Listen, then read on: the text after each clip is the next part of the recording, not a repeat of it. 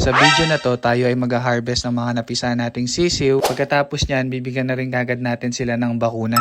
Gumising tayo ng maaga mga kasanggano dahil today natin i-harvest yung mga sisiw at the same time, today din kukunin ito ng mga buyer. Kaya kailangan natin ng maraming oras para matapos lahat ng gawain natin. Pero bakit nga ba mas okay i-ship ang day old kumpara sa mga 3-day old na pataas? Ito po ay dahil ang day old chicks po, no, meron po silang egg yolk pa sa tiyan nila, no, for 2 days. Ito po ang magsisilbing pagkain at inumin nila kahit hindi sila pakainin at painumin, hindi sila mauuhaw or magugutom. Ibig sabihin, kayang-kaya nila yung malalay yung biyahe kasi nga, meron silang reserve na pagkain pa sa tiyan nila. Kaya maliit ang chance na magkaroon ng mortality dahil sa gutom at uhaw. Kagaya ng mga sisiw na to, no, papunta to sa Nueva Ecija, Tarlac, Pampanga, and Bataan. Medyo malayo na po yan sa Bulacan pero lahat po ng sisiw na yan ay ligtas makakarating sa bago nilang mga amo. At masayang masaya tayo dahil walang namatay sa biyahe. Ina-advise din natin yung mga customer natin na i-ready na yung brooder, mag-ready na ng vitamins at patuka para syempre pagdating doon ng mga sisiw, hindi yung maghahagilap pa tayo ng mga kailangan. Dapat nakahanda na lahat.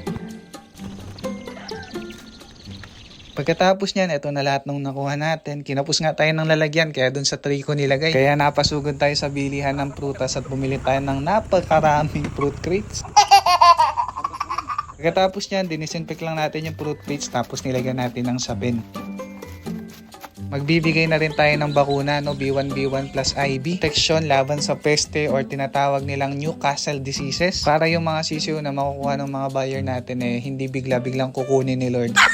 Kasi alam nyo mga kasangga, kaya ako pinapakita to ng paulit-ulit, no, kahit sabihin na natin, nagbabakuna ako, no.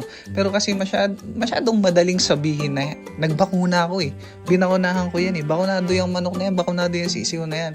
Pero wala namang pruweba. So gusto ko maging transparent dun sa mga kumukuha sa atin na lahat ng kukunin nyo basta sinabi kong bakunado talaga yan. Kasi ayoko mawala yung tiwala ng mga kumukuha sa atin, saka yung credibility natin na matagal natin yung pinaghirapan. Baka sa isang kasinungalingan at pagkakamali, mawala lahat, di ba? Pagkatapos niyan, dumating na yung una nating buyer, no? So siya pa yung namimili. Tuwan-tuwa nga yan si tatay, pinipili niya yung matataba.